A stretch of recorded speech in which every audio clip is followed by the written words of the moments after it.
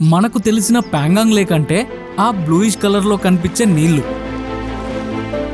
ఆకాశం రంగునే ప్రతిబింబించే ఒక అందమైన సరస్సు ఇది. కానీ ఈరోజు మీరు చూడబోతున్నది పూర్తిగా భిన్నమైన రూపంలో. చలికాలం మొదలైతే లదాఖ్ తన అసలు శక్తిని చూపిస్తుంది.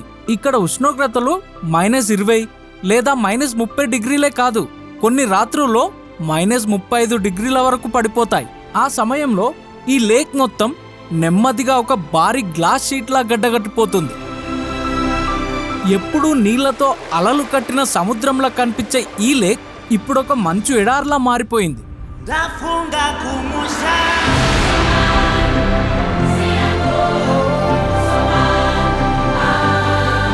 దీని మీద నడవడం కూడా ఒక పెద్ద సాహసం లాంటిది. కింద నీళ్లున్నాయనే తెలుసు, కానీ పైకి మాత్రం గట్టిగా గడ్డగట్టిపోయి ఉన్న సరస్సు. వారే వా, ఎంత స్ట్రాంగ్ ఉంది తెలుసా ఇది. చలికాలంలో ఇక్కడ వీచే చలిగాలి మాత్రం చాలా భయంకరంగా ఉంటుంది. కానీ ఈ ప్యాంగాంగ్ లేక్ని సాధారణ సమయాల్లో కాకుండా ఇలాంటి ఎక్స్ట్రీమ్ వింటర్ కండిషన్స్లో చూస్తే వచ్చే మజానే వేరు. కానీ ఈ తీవ్ర పరిస్థితుల మధ్య కూడా ఇక్కడి ప్రకృతి ఎంత ప్రశాంతంగా ఉందో చూడండి. మీకెక్కడ సిటీ శబ్దాలు కనిపించవు, మనిషి అహంకారం కనిపించదు, ఉన్నదంతా ప్రకృతి మాత్రమే. ఈ ఫ్రోజన్ ప్యాంగాంగ్ లేక్ మనకొక లెసన్ చెప్తుంది, ప్రకృతి ముందు మనం ఎంత చిన్నవాళ్ళమో అని. ఈ సరస్సు చుట్టూ ఉన్న ఎన్నో రిమోట్ గ్రామాల స్థానికులు ఈ తీవ్రమైన చలిలో ఎలా జీవిస్తున్నారు, వారి ఇల్లులు ఎలా ఉన్నాయి, ఇలాంటి ఎన్నో విషయాలు ఈ పూర్తి వీడియో చూసి తెలుసుకోండి. చాలా వరకు నా వీడియోస్ అన్నీ మన ఆడియన్స్ అంతా టీవీలోనే చూస్తున్నారు, కానీ ఎవరు వీడియోని లైక్ చేయట్లేదు అండ్ ఛానల్ని సబ్స్క్రైబ్ చేయట్లేదు. ఖచ్చితంగా టీవీలో ఎంత కష్టంగా ఉన్నా కూడా నా కోసం సబ్స్క్రైబ్ చేస్తారని కోరుకుంటున్నాను. అండ్ వీడియోని మర్చిపోకుండా కూడా లైక్ చేయండి. అలాగే హైప్ దిస్ వీడియో అని వస్తుంది, ఫోన్లో చూసే వాళ్ళందరూ హై పాయింట్స్ ఇవ్వండి. సో హై పాయింట్స్ ఇవ్వడం వల్ల ఈ వీడియో చాలామంది ఆడియన్స్కి రీచ్ అవుద్ది.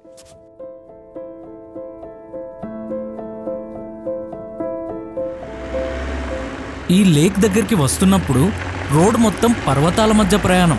ఒకవైపు మంచుతో నిండిపోయిన కొండలు, మరొక వైపు అంతులేని ఆకాశం. ఇదేదో సాధారణమైన సరస్సు కాదండి, ఇది సుమారు 134 కిలోమీటర్ల పొడవైన అద్భుతమైన లేక్. ఈ సరస్సు యొక్క వెడల్పు దాదాపు 3 నుండి 5 కిలోమీటర్ల వరకు ఉంటుంది. ఈ ప్యాంగాంగ్ లేక్ లోని సుమారు 30% మాత్రమే మన భారతదేశం భాగంలో ఉంటుంది. మిగతా 65% భాగం టిబెట్ లో ఉంది. ప్రస్తుతం అది చైనా నియంత్రణలో ఉంది.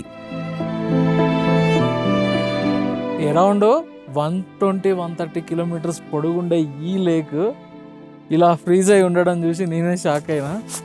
అస్సలు క్రేజీ ఉంది. ఇదొక డిఫరెంట్ ఎక్స్పీరియన్స్. లాస్ట్ టైం నేను ఎన్నిసార్లు వచ్చినా కూడా ఆ బ్లూయిష్ కలర్ లేక్ ఏదైతే ఉంటుందో అది ఎక్స్ట్రాడినరీ బ్యూటిఫుల్గా కనిపిస్తుంది. కానీ ఈ లేక్ కూడా ఈ వైట్ కలర్ లేక్ అనుకోండి, ఇప్పుడు ఇది ఎప్పుడు సముద్రంలా బ్లూ కలర్లా కనిపించే ప్యాంగాంగ్ లేక్ సడన్గా ఇట్లా వైట్ కలర్లో మారిపోవడం చూసారా, ఎంత అద్భుతంగా ఉందంటే చెప్పలేము. అసలు ఎప్పుడు ఇట్లా వాటరు అలల్లా వచ్చేటివి ప్యాంగాంగ్ లేక్ దగ్గరికి వస్తే, బీచ్లో అలలు ఎలా అయితే వస్తాయో అలా వచ్చేటివి. కానీ ఇప్పుడు చూడండి, అసలు అలలే లేవు, కంప్లీట్గా ఎక్కడికక్కడ ఫ్రీజ్ అయిపోయింది లేకు. మొత్తం ఇండియా నుండి చైనా వరకు ఉండే ఈ లేక్ కంప్లీట్గా ఫ్రీజ్ అయిపోయింది ప్రస్తుతానికి. ఈ ఫిబ్రవరి మంత్ మొత్తం ఇలానే ఉంటుందంట. కొంచెం మార్చ్ అయిన తర్వాత అప్పుడు మళ్ళీ మెల్లమెల్లగా మెల్ట్ అవ్వడం స్టార్ట్ అవుద్ది, అంటే టెంపరేచర్స్ ఇంక్రీజ్ అయ్యే కొద్ది. ప్రస్తుతం ఈరోజు ఇక్కడ టెంపరేచర్ -26 ఉంది. నిన్న మేము వచ్చే టైంకి అయితే -29, 30 కూడా వెళ్ళిందనమాట. బట్ ఈ లేక్ మీద నడిచేటప్పుడు ఇట్లా ఫ్రోజన్ లేక్స్ ఏ లేక్ అయినా పర్లేదు, ప్యాంగాంగ్ కానీ ఇంకే లేక్స్ అయినా హిమాలయన్ రీజియన్స్లో చాలా జాగ్రత్తగా ఉండాలి, చనిపోతారు కూడా. నేనంటే ఎక్కువ దూరం వెళ్ళకుండా జస్ట్ అక్కడ నుండి కొంచెం దూరం వచ్చే మాట్లాడుతున్నా. ఈ అద్భుతమైన ప్రకృతిలో ఇంత అందంగా కనిపించే ఈ లేక్లోని ఒక్క చుక్క నీరు కూడా తాగడానికి పనికిరావు. అందుకే దీన్ని India's highest salt water lake అని పిలుస్తారు. ప్యాంగాంగ్ అనే పేరుకి లదాఖీ భాషలో అర్థం ఉన్నతమైన ప్రదేశంలో ఉన్న సరస్సు అని. ఇది సముద్ర మట్టానికి 14,270 అడుగుల ఎత్తులో ఉంటుంది. కానీ ఎన్నిసార్లు చూసినా మళ్ళీ మళ్ళీ చూడాలనిపించే చోటిది. ఫ్రోజన్ లేక్గా మారిపోయిన ప్యాంగాంగ్ ఇప్పుడు ఎంత స్ట్రాంగ్గా ఉందో చూడండి. ఒకసారి ఈ ఫ్రోజన్ లేక్ ఎంత గట్టిగా ఉందో లేదంటే నార్మల్గా ఉందో ఈ బండతో కొట్టి చూస్తాను. వారే వా, ఎంత స్ట్రాంగ్ ఉందో తెలుసా ఇది. ఊర్లలో సిమెంట్ తడిస్తే గడ్డగట్టిపోద్ది కదా, అంటే గట్టిగా అయిపోద్ది కదా. అమ్మ, రాయిలాగానే ఉందయ్యా ఇది. మన ఇల్లు గోడ కట్టిన తర్వాత కూల్చాలంటే ఎంత కష్టం కొద్దిగా, అంటే మనం మనుషులను కూలగొట్టాలంటే కష్టం. జేసీబీలతో అయితే ఈజీగా అయిపోద్ది. బట్ అమ్మో, చాలా స్ట్రాంగ్ ఉంది ఇది. ఇక్కడ స్ట్రాంగ్ ఉందేమో కానీ కార్నర్స్లో మిడిల్లో కొంచెం వీక్ ఉండొచ్చు, అస్సలు నమ్మలేము. నేను ఇందాక ఒక 50 మీటర్స్ వరకు నడిచి వెళ్ళాను. బట్ ఎంతైనా డేంజర్, ఫ్రోజన్ లేక్స్ని అస్సలు నమ్మద్దు. బట్ ఇక్కడ మాత్రం మామూలు స్ట్రాంగ్గా లేదు లేక్, చాలా గట్టిగా ఉందన్నమాట.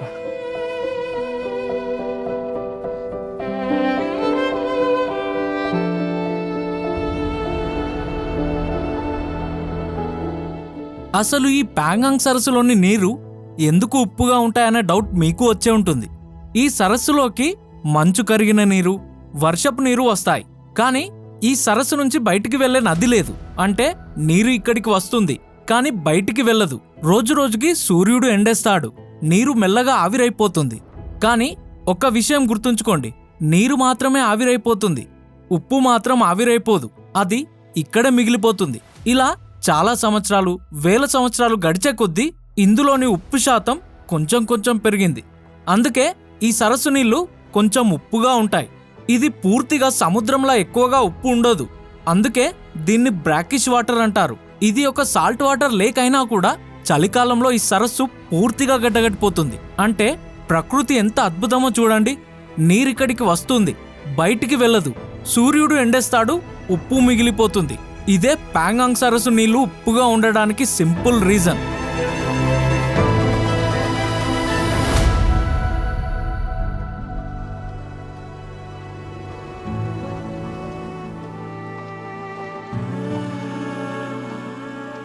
లదాఖ్లో చాలా మందికి తెలిసిన ప్రదేశం ప్యాంగాంగ్ లేక్. కానీ ఆ సరస్సు పక్కనే ఒక చిన్న ప్రశాంతమైన గ్రామం ఉంది. ఇక్కడికి టూరిస్టులు చాలా తక్కువగా వస్తుంటారు. అసలైన లదాఖ్ జీవనశైలిని చూపించే ఈ గ్రామం పేరే మీరక్. ఇక్కడికి రావడం అంటే కేవలం ఒక ట్రిప్ కాదు, సిటీ లైఫ్ నుంచి పూర్తిగా డిస్కనెక్ట్ అవ్వడం. చుట్టూ ఎత్తైన పర్వతాలు, ముందు విస్తారంగా కనిపించే ప్యాంగాంగ్ సరస్సు, ఇంకా ఈ అందమైన ప్రకృతి ఒడిలో దాగి ఉన్న ఈ మీరక్ గ్రామం చూడ్డానికి ఎంతో అందంగా కనిపిస్తాయి. ఇక్కడి ప్రజలు ఎక్కువగా చాంగ్పా కమ్యూనిటీకి చెందినవారు. వీరి జీవితం చాలా సింపుల్గా ఉంటుంది. ఈ గ్రామంలో ఎక్స్ప్లోర్ చేస్తూ ఉంటే నేను ఒక రాళ్లతో నిర్మించిన చిన్న ఇల్లును చూశాను. దీన్ని ఇక్కడి వారు రంటక్ అని పిలుస్తారు. మీకు అర్థమయ్యేలా చెప్పాలంటే ఇదొక వాటర్ మిల్. మీరే చూడండి లోపల ఎలా ఉంటుందనేది. उससे क्या बनते हैं आंटी? सत्तू सत्तू बनते हैं? जी अच्छा, एक कौन जगह खान बताओ जरा। सुबह जरा खाना सत्तू खाने के लिए अच्छा, खाने के लिए। इट इज ग्लो डाला अच्छा, हाँ वो पाउडर होते हैं ना? इसका ऑर्डर होता है। इट इज अच्छा अच्छा अच्छा, वो क्या है? दाल वाइसा है? नहीं ये क्यों है तो दाना बना से अच्छा, खा सकता है। हाँ हाँ, आज खा सकते हैं? खा सकता अच्छा, है। इसको बोलते हैं पोपेट। क्या बोलते हैं? देखो क्या बोलते हैं? बोल दे। होटल खोचल। देखो अच्छा, इसका क्या है? हाँ हाँ, क्या बोलता है? रंटक क्या बोलते हैं? इसका जनता अच्छा इधर से ऐसा होता है अच्छा, बोलता है। और रोटेट सेफ्टी से ఇది కరెంటుతో పనిచేయదు, ఇది పెట్రోల్తో కూడా పనిచేయదు, కేవలం నీటి శక్తితోనే పనిచేస్తుంది. పర్వతాల నుంచి వచ్చే చిన్న నీటి ప్రవాహాన్ని ఒక చిన్న కాల్వలోకి మళ్లిస్తారు. ఆ నీరు వేగంగా వచ్చి ఒక చెక్క చక్రాన్ని తిప్పుతుంది. ఆ చెక్క తిరుగుతున్నప్పుడు లోపల ఉన్న రాయి గిరాగిరా తిరుగుతుంది. అదే రాయి గోధుమలు, బార్లీ వంటి ధాన్యాలను పిండి చేస్తుంది. ఎంత సింపుల్గా ఉందో చూడండి. ప్రకృతిలో ఉన్న నీటి శక్తినే ఉపయోగిస్తున్నారు. కానీ ఈ బార్లీని నేరుగా పిండి చేయరు. ముందు దాన్ని వేడి చేస్తారు.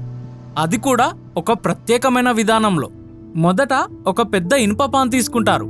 అందులో శుభ్రమైన ఇసుక వేస్తారు. ఆ ఇసుకను బాగా వేడి చేస్తారు. ఇసుక పూర్తిగా వేడెక్కిన తర్వాత అందులో బార్లీ గింజలు పోస్తారు. ఇసుక వేడి వల్ల బార్లీ నెమ్మదిగా రోస్ట్ అవుతుంది. గింజలు పగిలినట్టు శబ్దం వస్తుంది.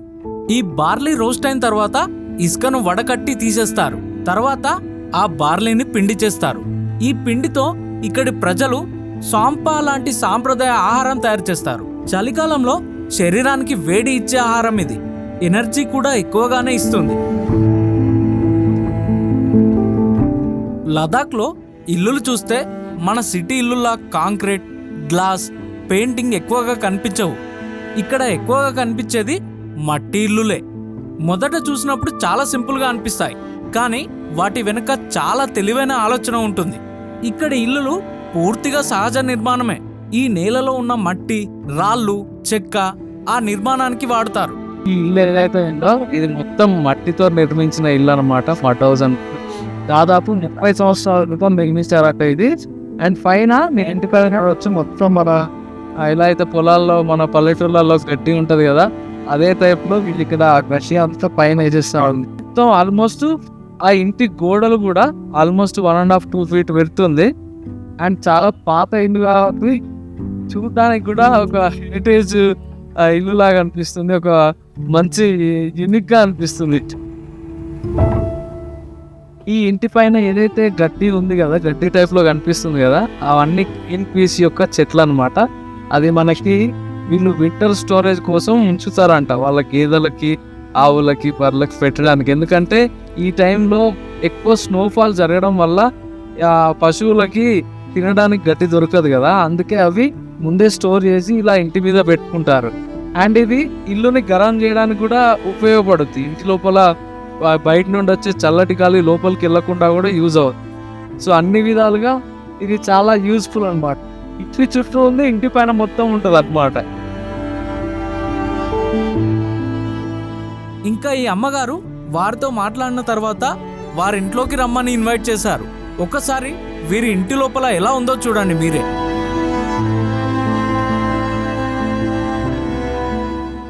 अभी इधर का टेम्परेचर -30 वैसा है. वो आप कैसे मैनेज कर सकते हो वो टेम्परेचर इधर? ठंडी से हाँ, ठंडी से. हम लोग इतना ठंडी नहीं ला. इतना ठंडी नहीं पहना क्या पहना नहीं ला. ये ठंडी तो ठंडी नहीं है, पुराना जमाना. हाँ, 10 साल का पहले, 10-15 साल का पहले तो यहाँ तक आता है बर्फ. अच्छा उतना कम से कम 4-5 फीट. और इसका इस बर्फ है ना, हाँ, इसका सामने बड़ा लेके पहाड़ से लकड़ी लाता है. अच्छा पहाड़ से हाँ, पुराना के टाइम में. हाँ, फिर ये पूरा जम जाता है. अच्छा अभी वो नहीं है. अभी तो क्या आजकल तो कुछ नहीं. अभी तो पूरा थोड़ा ठीक हो गया ना मौसम.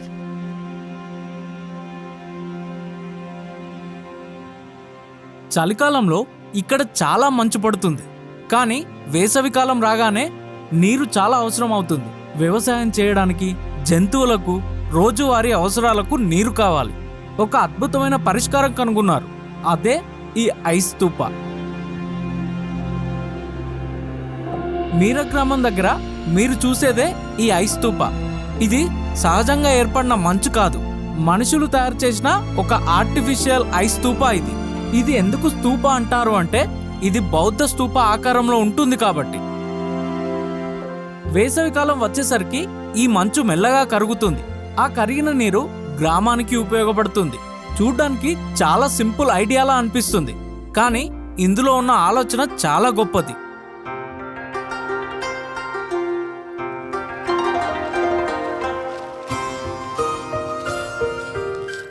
మీర గ్రామం అంటే ప్రకృతి అందం మాత్రమే కాదు, ఇక్కడ ఒక ప్రశాంతమైన ఆధ్యాత్మిక స్థలం కూడా ఉంది.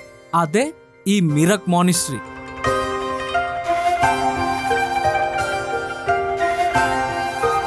ఈ ప్రేయర్ వీల్స్ లోపల ఓం మని పద్మహేం అనే పవిత్ర మంత్రం వేల సార్లు రాసి ఉంటుంది.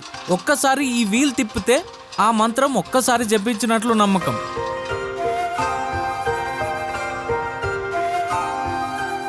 అందుకే ఇక్కడి ప్రజలు ప్రార్థన చేసేటప్పుడు ప్రేయర్ వీల్స్ తిప్పడం ఒక భాగంగా చూస్తారు.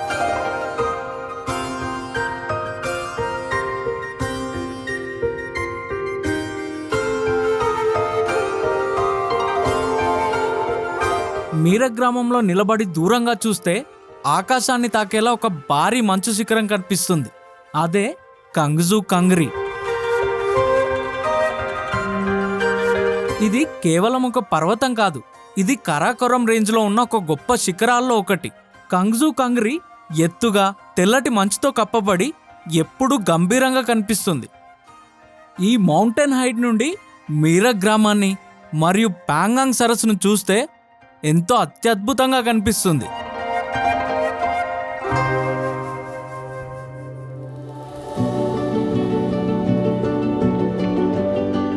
ఇలాంటి రిమోట్ గ్రామాల్లో చుట్టూ ఎత్తైన పర్వతాలు, చలికాలంలో తీవ్ర చలి, ఇక్కడ జీవితం అంత సులభమేమీ కాదు. ఇలాంటి ప్రదేశాల్లో కరెంట్ ఎలా వస్తుందనే డౌట్ మీకు వచ్చే ఉంటుంది. మీరక్ గ్రామంలో ఇప్పుడు చాలా ఇళ్లకు సౌరశక్తి ద్వారా విద్యుత్ అందుతుంది. ఇక్కడ ఒక చిన్న సోలార్ ప్యానెల్ స్టేషన్ కూడా ఏర్పాటు చేశారు. ఇది ఇక్కడి గ్రామాల్లోని ప్రజలకు ఎంతో ఉపయోగపడుతుంది.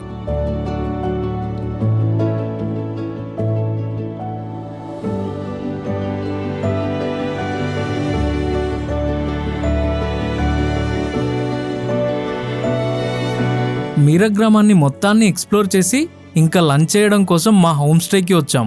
ఇక్కడ చాలాసేపు స్పెండ్ చేసిన తర్వాత ఇంకో అందమైన గ్రామానికి ప్రయాణం మొదలుపెట్టాం. కానీ ఈ ప్రయాణం మొత్తంలో పాంగాంగ్ కూడా మాతోనే ప్రయాణించింది. దాదాపు 15 నుండి 20 కిలోమీటర్ల వరకు పాంగాంగ్ పక్కనే ఈ రోడ్ మార్గం ఉంటుంది. అలా ఒక అర్ధగంట ప్రయాణించి ఒక ప్రత్యేకమైన ప్రదేశానికి చేరుకున్నాము. ఇది లదాఖ్లోనే చాలా అందమైన గ్రామం. ఇది లదాఖ్లోనే ఒక అందమైన గ్రామం. ఆ గ్రామం పేరే చూసుల్. ఇది ఇండియా చైనా సరిహద్దుకు చాలా దగ్గరగా ఉన్న ఒక చిన్న గ్రామం. చూడ్డానికి చాలా సైలెంట్గా, సాధారణంగా కనిపిస్తుంది. కానీ దీని వెనుక ఉన్న చరిత్ర చాలా గొప్పది. ఈ గ్రామంలో తిరుగుతూ ఉన్నప్పుడు మమ్మల్ని ఒక ఫ్యామిలీ వాళ్ళ ఇంట్లోకి ఇన్వైట్ చేశారు. వారిల్లు చూడ్డానికి ఎంతో బాగుంది. ఇంకా వారు మమ్మల్ని టీ తాగమని ఆఫర్ చేశారు. అసలు ఈ ఊరి చరిత్ర ఏంటని తెలుసుకుందామని ఈ అంకుల్తోని మాట్లాడినప్పుడు ఆయన చాలా విషయాలు చూసుల్ గురించి, భారత్ చైనా యుద్ధం గురించి ఎన్నో గొప్ప విషయాలు నాకు చెప్పారు.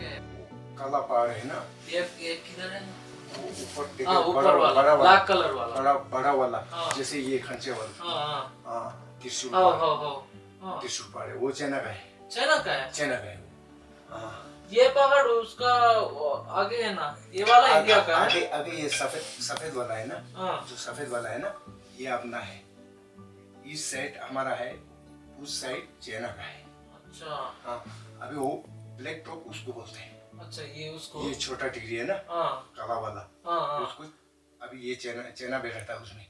वो चाइना ऑक्युपाई किया था, चाइना बैठा था उसमें, इसमें. अच्छा हाँ, हमने यहाँ से राशन पानी सब कुछ बच्चे से लेके सब उठा के ऊपर गया था. अच्छा हाँ, पूरा पानी पहुँचाया, राशन पहुँचाया. हाँ, सब कुछ पहुँचाया ऊपर तक. फिर वो ना वो काला छोटा सा काला दिखाई दे रहा है ना, और टॉप नीचे, वो हेलमेट टॉप बोलते हैं. अच्छा हेलमेट टॉप. हाँ, हेलमेट टॉप पे चाइना बैठा है. चाइना बैठा उसमें. अभी इस टिकरी पर हमारा आदमी फौजी बैठा. अच्छा ऐसे ऐसे है. हाँ, उधर का हमारा आर्मी वाला है नहीं, फौजी नहीं है, फौजी सब पीछे है इधर. अच्छा हाँ, ऊपर नहीं है, कोई नहीं है. ఈ ప్రాంతాన్ని చూస్తే సైలెన్స్ మాత్రమే కనిపిస్తుంది. కానీ ఆ నిశ్శబ్దం వెనుక చాలా కథలు ఉన్నాయి. చూసుల్ ఇప్పుడు చూస్తే చాలా ప్రశాంతంగా ఉంటుంది. కానీ ఈ నేలకి 2 కథలు ఉన్నాయి. ఒకటి 1962, మరొకటి 2020లో. 1962లో ఈ ప్రాంతం యుద్ధభూమిగా మారింది. అతి భయంకరమైన చలి, తక్కువ ఆక్సిజన్ లెవెల్స్, కఠినమైన పరిస్థితులు. ఆ సమయంలో మన భారత సైనికుల సంఖ్య చాలా తక్కువ.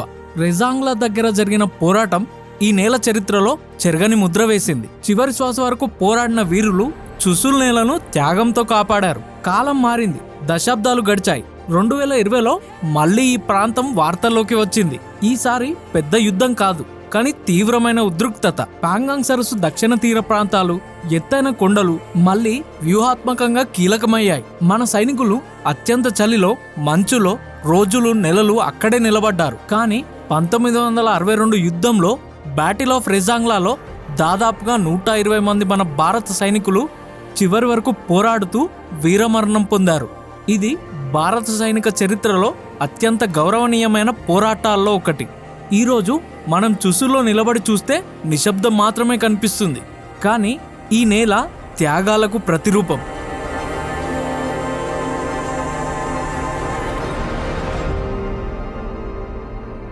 ఇంకిక్కడి నుండి మళ్ళీ మీర గ్రామం వైపు ప్రయాణిస్తున్నప్పుడు మేమిక్కడి పిల్లలు ఐస్ హాకీని ప్రాక్టీస్ చేస్తూ ఉండడం చూసాం.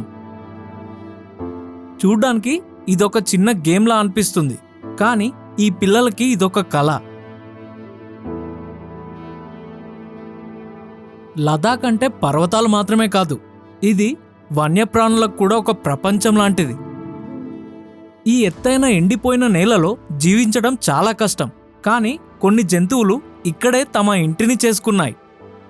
ముందుగా మనం మాట్లాడుకోవాల్సింది ఈ కియాంగ్ అనే జంతువు గురించి. ఇది టిబెటియన్ వైల్డ్ యాస్. చెంగ్తాంగ్ మైదానాల్లో ఎక్కువగా కనిపిస్తుంది. మేము దీన్ని పాంగాంగ్ దగ్గరలో అబ్జర్వ్ చేశాం. నేను ఎన్నోసార్లు పాంగాంగ్కి వచ్చాను, కానీ ఈ కియాంగ్ యానిమల్స్ని ఫస్ట్ టైం పాంగాంగ్ రీజియన్లో చూశాను. ఎందుకో తెలుసా? ఈ చలికాలంలో అసలు టూరిస్టులు ఎవరు రారు కాబట్టి ఈ జంతువులకి ఇదొక ఆనందం. చూడ్డానికి గుర్రాల్లా కనిపిస్తాయి, కానీ ఇవి పూర్తిగా అడవి జంతువులు. చాలా వేగంగా పరిగెత్తగలవు. ఇవి ఎక్కువగా గుంపులుగా ఉంటాయి. చలిని, తక్కువ ఆక్సిజన్ను తట్టుకునేలా ఇవి సహజంగా అలవాటు పడిపోయాయి. ఇంకా ఈ పాంగాంగ్ పరిసర ప్రాంతాల్లో చాలా అరుదుగా కనిపించే ఇంకో జంతువుని చూశాను. దీని పేరే రెడ్ ఫాక్స్. ఇదొక నక్క జాతికి చెందిన జంతువు. చూడ్డానికి చాలా యూనిక్గా కనిపిస్తుంది. ఇవి సాధారణంగా అంత ఈజీగా కనిపించవు మనందరికీ, కానీ లదాఖ్ లాంటి కఠినమైన ప్రదేశాల్లో ఈ జంతువులు బ్రతకడం నిజంగా ఆశ్చర్యమే. వేటాడేటప్పుడు చాలా తెలివిగా వేటాడుతుంది. ఈ రెడ్ ఫాక్స్ ఎక్కువగా ఒంటరిగా ఉంటుంది. ఇంకా ఈ పాంగాంగ్ లేక్ దగ్గర ఇంకో అందమైన గ్రామం కూడా ఉంది. చూడ్డానికి చాలా చిన్నగా ఉంటుంది, కానీ ఈ గ్రామం చాలా ఫేమస్. దీని పేరే స్పాంజమిక్. ఈ ఊరు నుండి చూస్తే పూర్తి పాంగాంగ్ లేక్ మన కళ్ళ ముందే ఉన్నట్టు అనిపిస్తుంది. గ్రామం చిన్నదే, కానీ వ్యూ మాత్రం వరల్డ్ క్లాస్. ఈ గ్రామంలోని జనాభా సుమారుగా 120 మంది మాత్రమే. ఎక్కువగా చాంగ్పా మరియు స్థానిక లదాఖీ కుటుంబాలు ఇక్కడ నివసిస్తారు. ఇక్కడి లైఫ్ స్టైల్ చాలా సింపుల్గా ఉంటుంది. సాధారణంగా లదాఖ్ అంటే మనకు యాక్స్, మేకలు, గొర్రెలు గుర్తుకు వస్తాయి, కానీ ఇక్కడ కొన్ని కుటుంబాలు ఆవుల్ని, గేదెల్ని కూడా పెంచుకుంటున్నారు. చాలా వరకు హిమాలయస్లో ఉండే గ్రామాలలో ఈ వింటర్ టైంలో ఈ ఆవులు, గేదెలు అన్నిటికీ ఇలా ఉంటుంది అనమాట, ప్రొటెక్షన్ లాగా. మొత్తం బండలతో గోడలు నిర్మించుకొని ఆ లోపల ఆవులు ఉన్నాయి అన్నమాట. అండ్ వీటిని సాయంత్రం 4 తర్వాత మళ్ళీ రూములలో వేసేస్తారు, వాటికి కొంచెం వెచ్చగా ఉండేలా. ఎందుకంటే అవి కూడా ఈ ఎక్స్ట్రీమ్ ఒక్కోసారి చాలా ఎక్కువ వెళ్ళిపోతే చనిపోతాయి అన్నమాట, టెంపరేచర్ ఎక్కువ అవుతాయి. అందుకనేసి వాటికి అంటే మంచిగా ఉండాలని వాటి హెల్త్, సో వాటిని రూములలో పెట్టేస్తారు. చూడండి, నా బ్యాక్గ్రౌండ్లో మొత్తం మట్టితో నిర్మించిన ఇల్లులు, ఈ గేదెలు, ఇవన్నీ చూస్తే బాగా అనిపిస్తుంది. అసలు చుట్టూ హిమాలయస్ మధ్యలో ఎన్విరాన్మెంటే డిఫరెంట్గా ఉంది కంప్లీట్గా. అసలు చూస్తుంటే 2 గంటలు సరిపోవట్లే. చలి ఒక్కటే ఎక్కువ ఉంది, కానీ ఇక్కడ ఉన్నంతసేపు, ఈ లొకేషన్ చూస్తున్నంతసేపు చాలా మంచిగా అనిపిస్తుంది.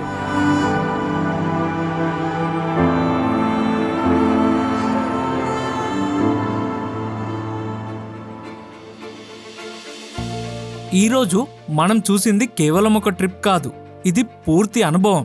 పాంగాంగ్ సరస్సు అందం నుంచి మీర గ్రామం ప్రశాంతత వరకు, చుసుల్ యొక్క గంభీరమైన చరిత్ర నుంచి స్పాంజమిక్ లాంటి అందమైన గ్రామం వరకు ప్రతి క్షణం మనకొక కొత్త ఫీలింగ్ ని ఇచ్చింది. లదాఖ్ అంటే కేవలం పర్వతాలు కాదు, ఇక్కడ జీవన విధానం. ఇది ప్రకృతితో కలిసి జీవించే ప్రజల కథ. ఇక్కడ చలి తీవ్రంగా ఉంటుంది, వాతావరణం కఠినంగా ఉంటుంది, కానీ ఇక్కడి మనుషుల ముఖాల్లో చిరునవ్వు ఎప్పుడూ ఉంటుంది. ఈ ప్రయాణంలో నేను నేర్చుకున్న ఒక్క విషయం, సౌకర్యాలు తగ్గినా సంతోషం తగ్గాల్సిన అవసరం లేదని. ప్రకృతి మధ్యలో కొంతసేపు గడిపితే మన జీవితానికి ఒక కొత్త అర్థం వస్తుందని. కానీ ఈ ఫ్రోజన్ ప్యాంగాంగ్ లేక్ ని మళ్ళీ ఎప్పుడు చూస్తానో తెలియదు, కానీ ఈ మెమరీస్ ఎప్పుడు లైఫ్ టైం గుర్తుండిపోతాయి.